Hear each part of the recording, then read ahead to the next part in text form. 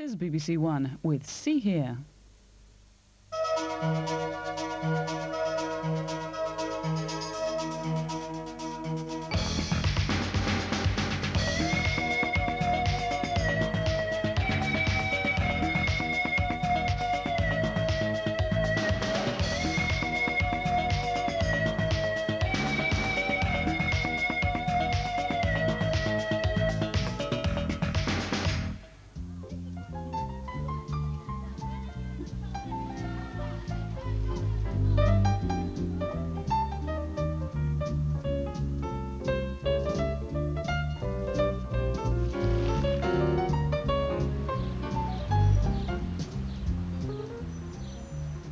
Over the years, lots of well-known people have had links here in Hackney. The playwright William Shakespeare acted here. The writer and poet Edgar Allan Poe went to school here. And the pop star Mark Bolan was born not far from this very spot.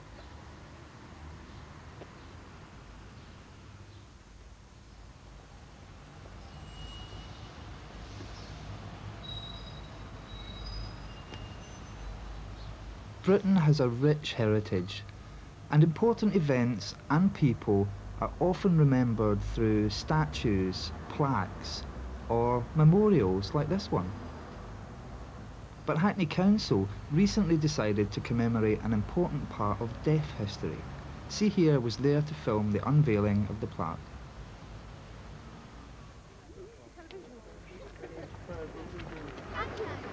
Ladies and gentlemen, boys and girls, welcome to Hackney on what I'm afraid is a very cold and bleak day.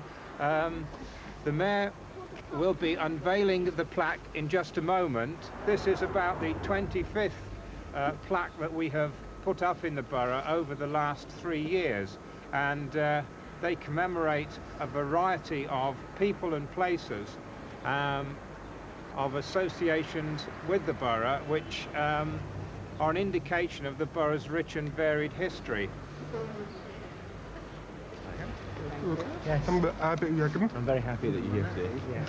I mean, it's actually also a pleasure for me to be here because it's a very significant day that we are honoring a person who has been pioneer in this field.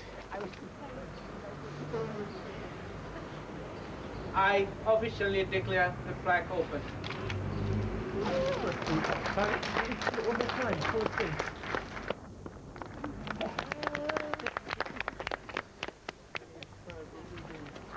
Hackney should indeed be very proud of its strong Braidwood connection here and the fact that it has spread out through the world.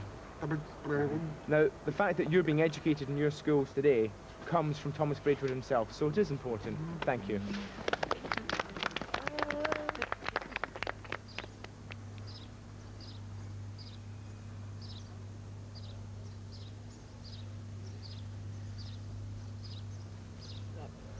When Thomas Braidwood set up the world's first organised school for deaf children in Edinburgh in 1760, it was a time of great change. Abroad, Captain James Cook was about to discover Australia. When Braidwood first set up his academy on this site in England in the summer of 1783, the American Declaration of Independence was just 7 years old, and the French Revolution was about to begin.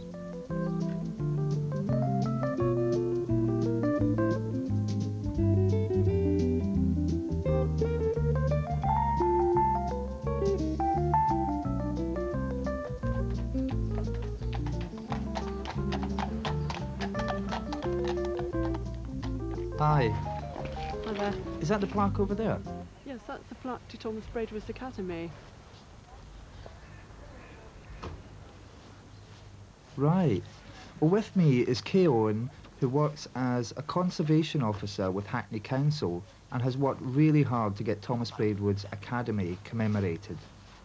Tell me, why did Hackney Council decide to put up the plaque? We've got a very exciting scheme of putting up plaques to commemorate people, places and events of historic importance, and we felt that the fact that the very first academy for the deaf and dumb right here in Hackney was something that we had to commemorate. And how were you involved? I'm involved with preserving listed buildings of interest and trying to raise the awareness of Hackney's very rich historical heritage. So what relevance does something that happened 200 years ago have to us today? I think what happened 200 years ago with Thomas Braidwood coming all the way from Edinburgh down to Hackney is really relevant because he was the pioneer of deaf education and shows the importance of education today for deaf people. That's great. Thank you. Thank you.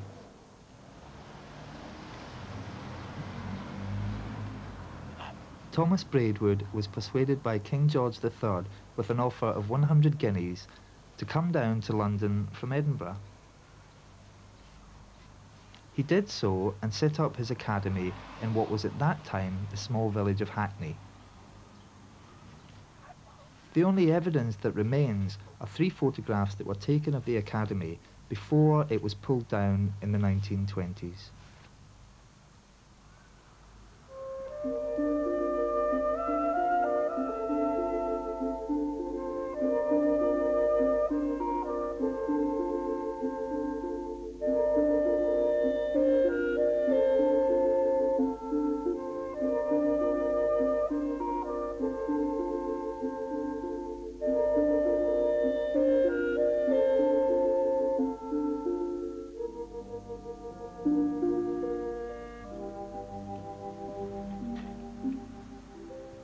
Hi, have you been waiting long?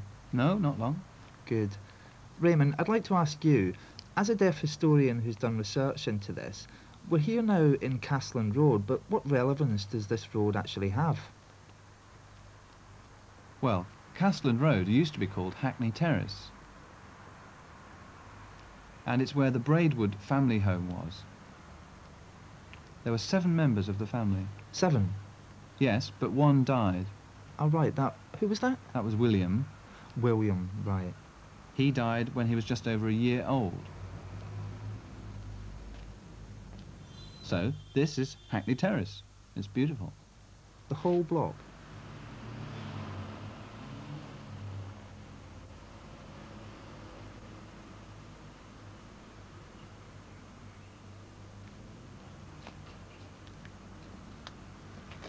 We could go and have a look at number 54, just over there. And what's so special about that? It's where Braidwood lived.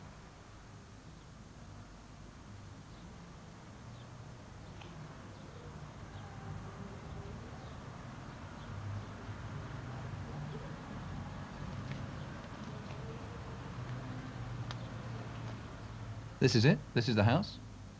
So this is where Thomas Braidwood lived? Well, not the Thomas Braidwood, no. But his nephew and grandnephews and nieces. Some people have said that Thomas Braidwood was a staunch oralist. Is that true? No, it's not true. Thomas Braidwood practiced total communication, which included a whole range of things: speech, sign language, finger spelling, reading and writing, the whole lot. He devised that system of education. So we're here at the Braidwood house. Is this where the story ends? Oh no, there are a lot of other places here in Hackney. But I think there's just one more we could go and see. I'd like to show you. Oh, another important place. Yeah, let's go and have a look.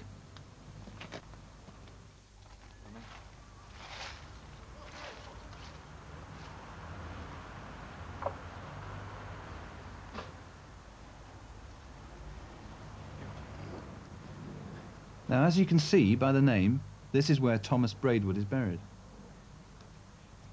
He died at the age of 90. Some of the Braidwood family are buried here, but not the whole family. Isabella and Thomas went to Birmingham, where Thomas became the first headmaster of a deaf school. Isabella went with her husband to Birmingham, where she died and is buried. Thomas also died in Birmingham, but Thomas had a nephew, Joseph Watson, who moved in 1842 to Bermondsey and set up a deaf school there. Bermondsey School still exists today, moved to its new site in Margate. Joseph's son went to Manchester. So it all spread from here? Yes, and then he came back here from Manchester. There were also a lot of other teachers under them, learning the methods, and they went out all over influencing education, all from the Braidwood method. So our current education was all started by Braidwood? Yes.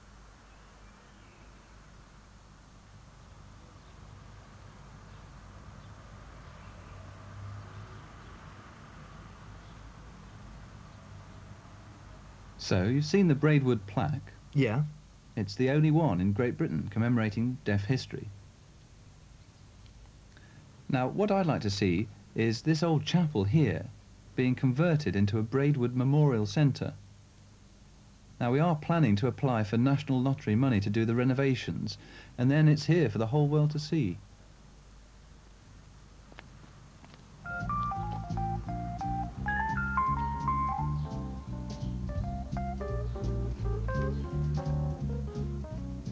Without deaf historians like Raymond Lee and John Hay, then deaf history, like the story of the Braidwood family, would remain hidden. Let's hope that more councils will follow Hackney's lead in commemorating our deaf history.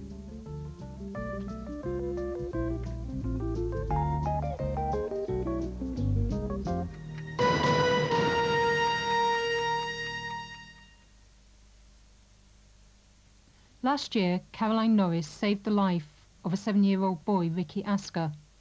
Caroline, who is profoundly deaf, spotted Ricky laying face down in the river after falling from his bike. But for Caroline's quick thinking, Ricky would most certainly have drowned. Recently, the BBC's 999 series showed a dramatic reconstruction.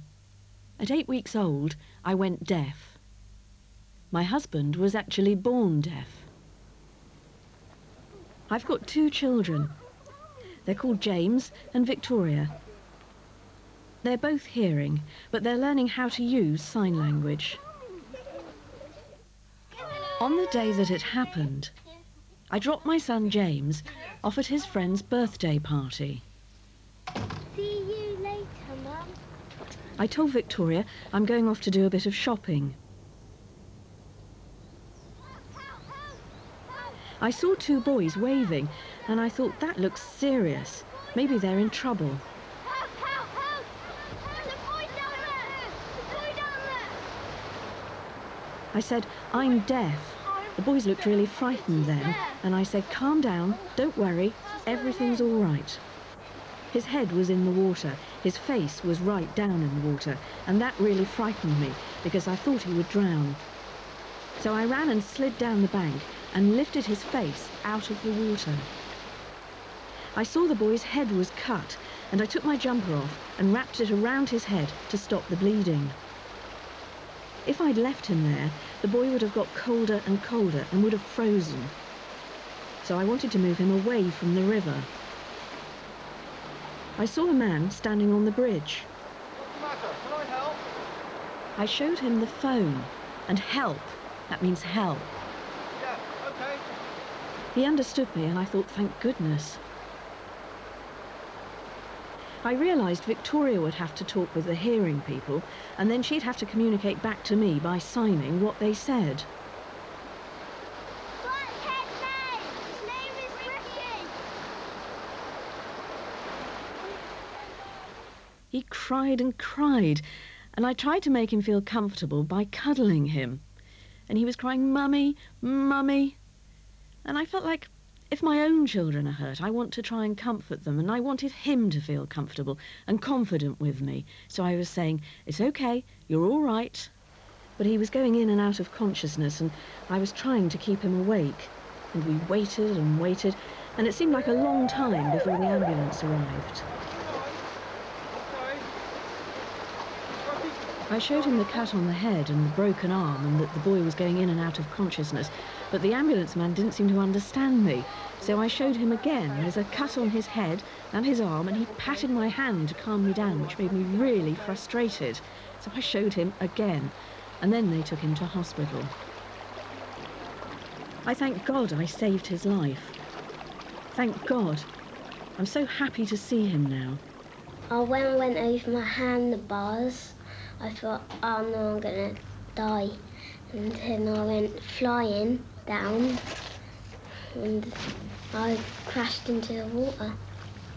Then Danny went to get the deaf lady. She came so quick. If I was there on my own, I'd just die.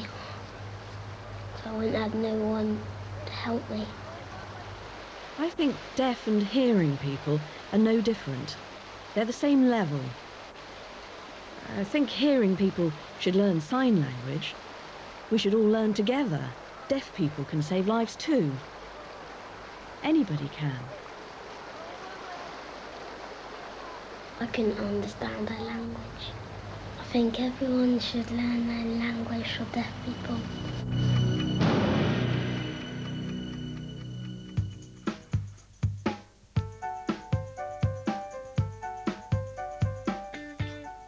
Today's programme is the last in our series of films about education, and we're going to be looking at the last deaf school to be built in Britain 21 years ago.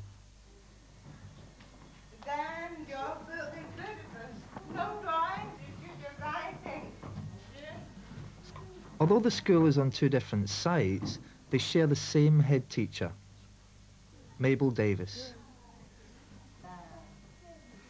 And she's the first deaf head teacher in over 100 years.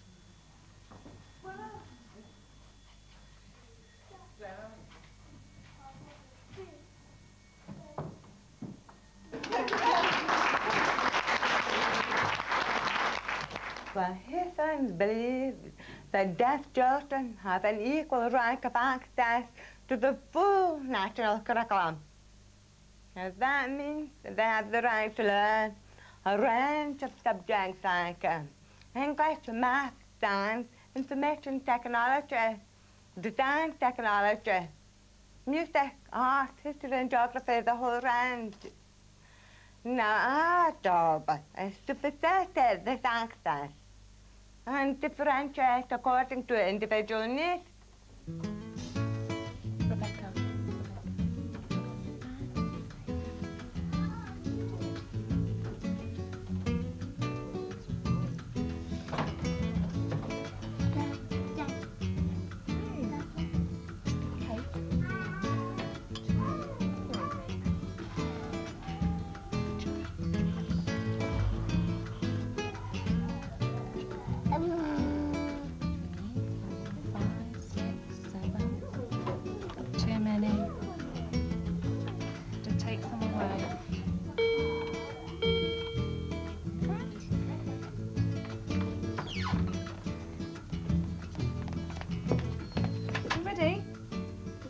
Reading.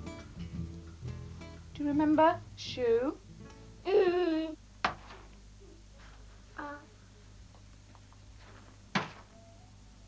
Good. Car. Well done.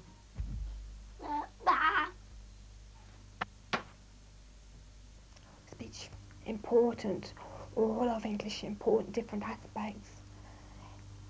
Speech every day for about 15 minutes. Speech groups. Supervised by speech therapists, but organised by the teacher. But really, speech important, but more important, literacy skills, more important.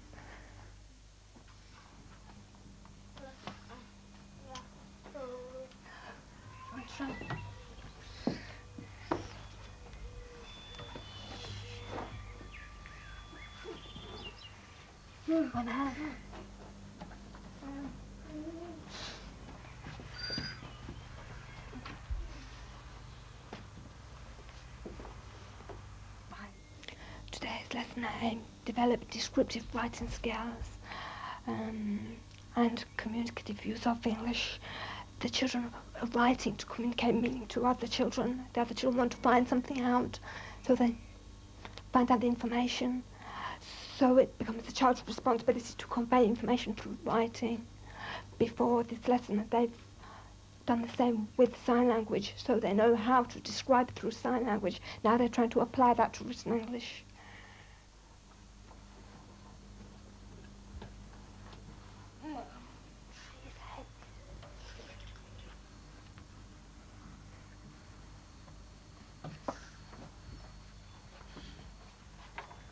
Which one?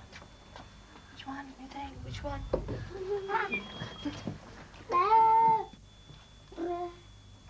Oh.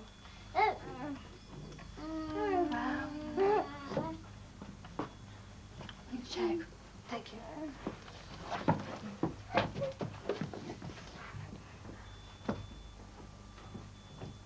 Have. Oh.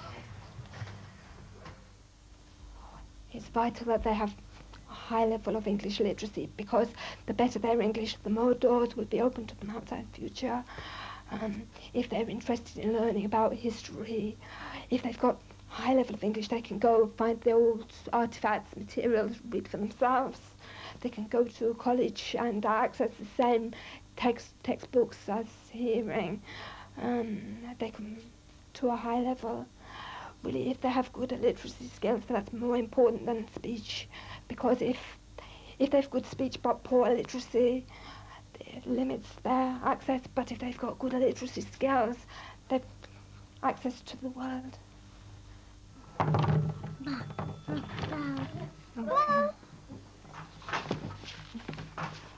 Colour. One colour white. Have. And it should be.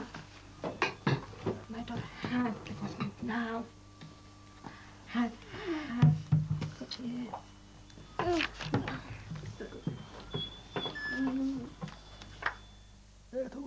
The Education Act of 1983 said that special educational needs children should be mainstreamed where possible.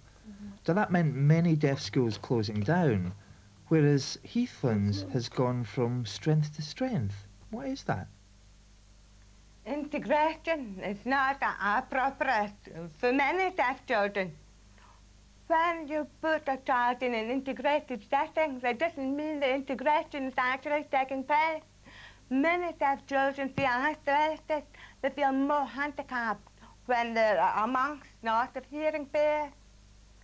So we try to comply with the spirit of the Act.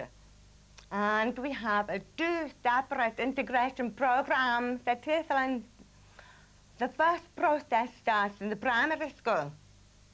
Here we have children who we feel could be changed by being placed in an integrated setting. So we asked very, very closely with about 8 different local schools, carefully choose a subject or a class where the child is strong, and it could be that that child is very strong at science or geography. So we match the child to an appropriate lesson, and they go in with the support of a sign language communicator. Maybe 1 lesson a week is sufficient. We also do group integration. Now children will go into group on occasions and work alongside their hearing peers to develop their confidence. As well as we have a reverse integration, where the hearing children come here, they learn our language, they learn to sign, and our children benefit by improving their speech. Socially, it's quite fantastic because it increases deaf awareness, not only with the hearing children, but with their teachers.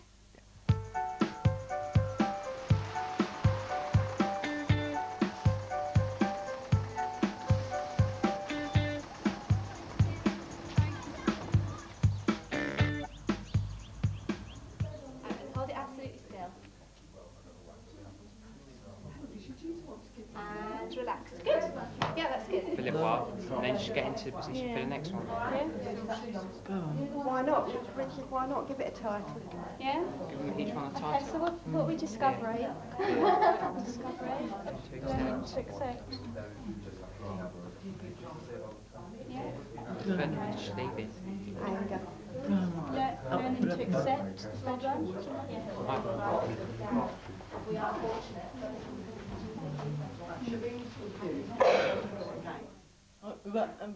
I integrate with hearing pupils for art, for drama, PE, technology, and the group that I'm in, we're doing 7 GCSEs: English, maths, social science, art, drama, technology, and we mix fine. We get on okay.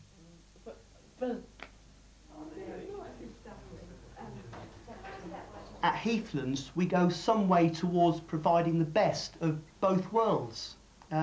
We have access to a deaf culture and all of the things associated with a school for deaf children, but as well, by being based in Townsend School, our pupils have a wider social experience.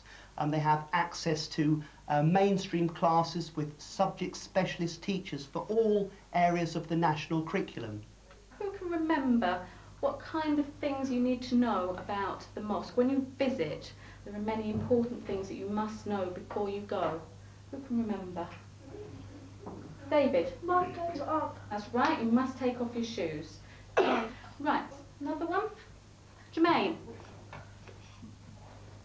Because men and women have to sit separately because maybe they wouldn't concentrate on praying. Right? They need to be concentrating, so they sit on separate sides. Okay, I'm going to put you into pairs and a 3. Work together.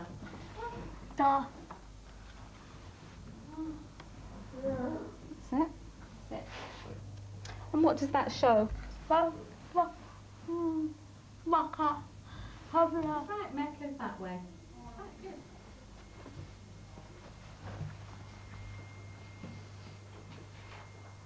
Today, I'm going to ask you to find out as much information as you can about what life was like in the Norman invasion of Britain. How? Well, we are going to use the Bayeux tapestry, which was made in the 11th century. Previously, a lot of people thought that the only way to have academic was to be oral. That's one of the biggest misconceptions of all times. And I would hope that his science can prove, and is on the way to proving, that we, through our sign language, can achieve just as much as children who succeed by the oral method. We are aiming for access to the 6th form and to university entrance, and we will do it.